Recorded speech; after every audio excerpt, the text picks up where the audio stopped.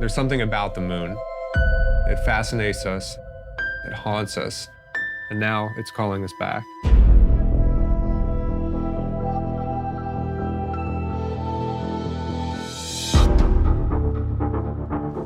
And going back to the moon started as a bit of a passion project. We want to see, can we take this destination and really stand it up alongside all the rest of the destinations we've made in Destiny 2? So how can we bring back the moon as a twist, make every player realize that it's the moon but with something new on it? Shadowkeep, the moon is entirely changed. It's completely remastered. There have been a bunch of different changes, both large and small, for players to kind of experience on their own and find. We have about double the amount of space. There's more than twice as many places you can go. You've been here before, but it's not the same. Main thing that drove us was the idea of what if there was a hive castle right on the surface. We were trying to go for something that felt really imposing and really threatening. It's very spiky and red, which just kind of makes it feel more aggressive. This is the Fallen Ketch from Destiny 1, and it's actually kind of resting on the surface of the moon, and the Fallen are basically making a new base using pieces of the Ketch. They're basically just trying to survive. There's a bunch of new lost sectors in the destination. This is one of the spaces in Destiny 1. You couldn't really go inside of it, but in Destiny 2, we kind of let you get deeper into these structures on the moon. It's meant to feel like you don't really know what you're going to find. You're not really sure how to traverse this land.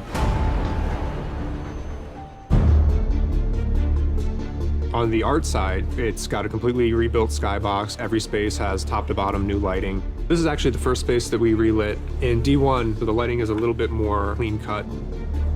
We went with a lot more saturated colors in some spaces, but in D2 we were trying to give this feeling of desaturation and general spookiness. We wanted it to feel a little bit more mysterious. We wanted it to feel a little bit of that what's in the shadows.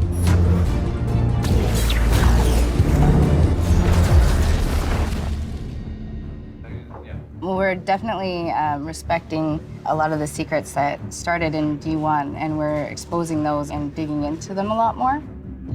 We open up the game with a cinematic, taking us back into the moon with a character that knows the moon better than anybody else. Eris is, in a way, the catalyst. She's the one that woke up the beast. Imagine that we're gonna have like a layer of that, dust and a little bit more of that rockiness on there, so when she does reach out to it, it'll wake up. Reacts to it when she touches it. Exactly. We actually just caught that moment for the first time with a lighting test. Eris discovered something under the surface of the moon, a hidden darkness.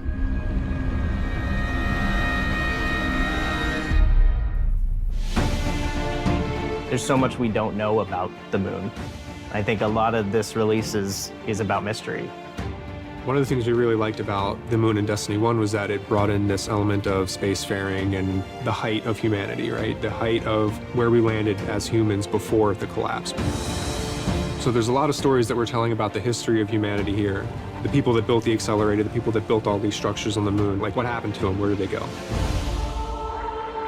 We have a liftoff on Apollo 11. One small step for man. Landing on the moon in real life was a gargantuan achievement for humankind. We're coming up on the anniversary of that accomplishment. We want to pay respect and kind of like homage to that moment in human history.